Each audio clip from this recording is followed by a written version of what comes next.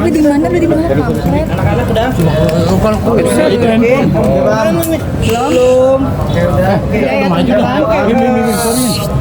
Ini kedatangannya Polres Jakarta Selatan ini mau gimana dengan kaitan Ya, saya hadir di sini karena diundang ya pertemuan untuk perdamaian. Hasilnya mungkin Ibu hasil mediasinya seperti apa? Ya, hasil mediasinya ya kita berawal dengan baik-baik ya.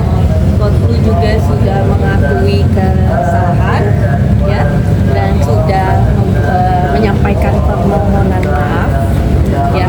Dan kami hanya menyampaikan bahwa kami sudah terima permohonan maafnya, namun kami mengalami kerugian. Nah, kerugian inilah yang kami sudah menyampaikan ya, tetapi belum ada titik temu. Itu saja. Mungkin selanjutnya dengan kuasa hukum saya ya. Bang, sorry Bang, hari Ibu masih di dalam. Apa Ibu masih mau cabut lanjut aja. Ya, oke. Gimana? Bang, jadi seperti apa? Sekedar Sebenarnya bukan tuntutan ya. Jadi kita punya internal audit dan sudah diaudit itu kerugian material itu di luar brand value ada sampai sejumlah 5 miliar. Itu internal audit terkait dengan omset, penurunan omset yang dialami oleh brand kita. Ya, itu by data ya, dicatat by data. Kita tidak langsung menggulirkan nilai, tapi dari data dari orang audit internal kami itu by data. Jadi semua kerugian ini kerugian material. Di samping material kita punya kerugian immaterial yang perlu dipahami. Beberapa brand itu memutus kontrak kami dengan kami itu yang justru nilainya lebih besar daripada nilai material seperti itu. Oke Bang, sorry Bang, ini kan gini, hari ini kan datangnya untuk hari ini kan panggilan atas permintaan dari Kodlu ya, mediasi, tapi deadlock. Gimana sih Bang? Ya, jadi Kodlu bersurat ke penyidik untuk melakukan restoratif justice ya, namanya RJ ya. Lalu kita diundang, kita sebagai pelapor kita hadir. Lalu ya di situ disampaikan permintaan maaf, mengakui segala macam. Lalu kita mempertanyakan bagaimana pertanggungjawaban dengan kerugian yang dialami oleh klien kita, gitu kan? Seperti itu. Akhirnya ya gimana Pak? Lalu bagaimana pertanggungjawabannya? Kerugiannya ini by data, seperti itu. Tapi ya itulah awal mula terjadi deadlocknya itu. Bang tadi keluar senilai 5 miliar by data tadi kan itu periode berapa sampai berapa Bang? Tentunya kalau periode jelas ya kapan Kodlu itu mengupload, kemudian kita lihat dari setelah mengupload aja H+1 kita langsung di-cut brand kontak dengan brand gede, Salah satu brand besar salah di Indonesia. satu brand besar di Indonesia. Kemudian selanjutnya kan akhir tahun itu selalu menjadi momen bagi kami nih karena perusahaan bakery itu momen Natal dan Tahun Baru kita menurun drastis. Itu yang menjadi nilai kerugian material dari kami seperti itu. Ini kan ada masuk laporan juga, mungkin berarti akan lanjut ya setelah mediasi ini. Proses hukum tetap lanjut. Ya. Jadi kesimpulan sore ini proses hukum tetap lanjut. Bang, berapa persen yang tadi dari penurunan omsetnya itu? Tadi 5% itu berapa? 5 miliar itu berapa persen Bang? 5 miliar by data, by audit. Tadi persentasenya berapa? Persentasenya Hampir 30%-an lebih gitu.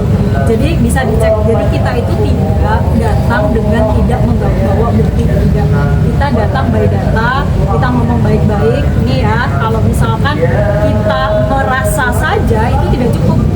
Jadi kita siapkan data sebagai penunjuk dan itu sudah diaudit seperti itu. Sudah cukup teman-teman?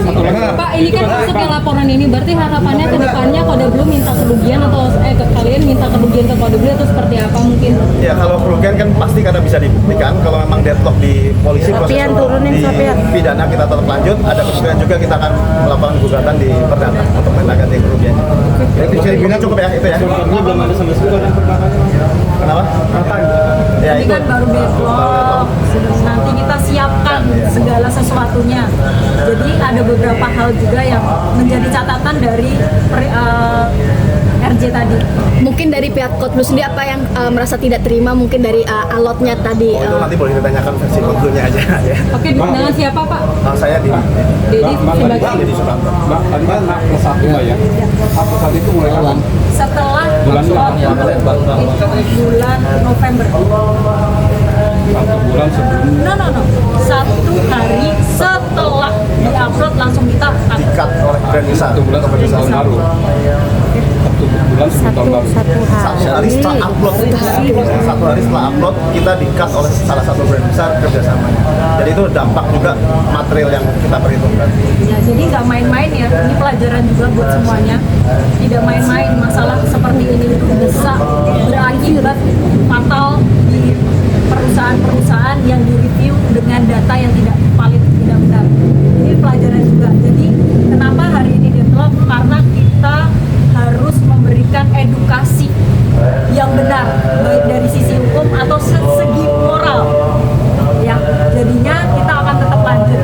Kalaupun besok-besok ada hal baru lagi, ya nanti kita update. Kita update ke teman-teman. Bang, tapi ada indikasi pidana pemerasan juga nggak sih Nah, Bang? itu nanti proses hukum serahkan ke penyidik lebih lanjut. Ya, tapi yang Tapi dalam ditetapin UU ITE pasalnya, aja atau ada tambahan pemerasan. Tadi sempat dibahas ya mengenai pemerasan dan lain-lain. Kita tidak pernah ada laporan pemerasan. Itu menjadi catatannya. Tidak ada.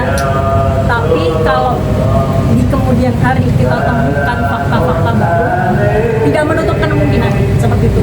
Tapi dari klien kami sangat amat positif ya tadi. Jadi perjalanan tadi mediasi itu cukup baik, tapi kan baik saja tidak cukup. Ada konsekuensi yang harus diterima oleh orang-orang yang sudah melakukan sesuatu hal yang merugikan seperti itu. Concernnya itu sebenarnya di kerugiannya kayak sebenarnya concernnya ya bisa dibilang Ya, kerugian salah satu bagian. Jadi salah satu poin ya memang itu real kerugian yang dialami oleh klien kita mau bertanyakan siapa yang mau bertanggung jawab kalau seperti ini. Kalau kontennya memang ternyata tidak benar seperti yang dikontenkan, lalu ini ada kerugian nih, siapa mau bertanggung jawab atas kerugian ini? Nah, Bang, sekarang roda bisnis itu udah boleh jalan senormal kembali ya? belum sepenuhnya. Artinya efek itu masih ada. Efek ini masih ada sampai detik ini. Itu ya. Udah ya. Makasih. Oke. Oke.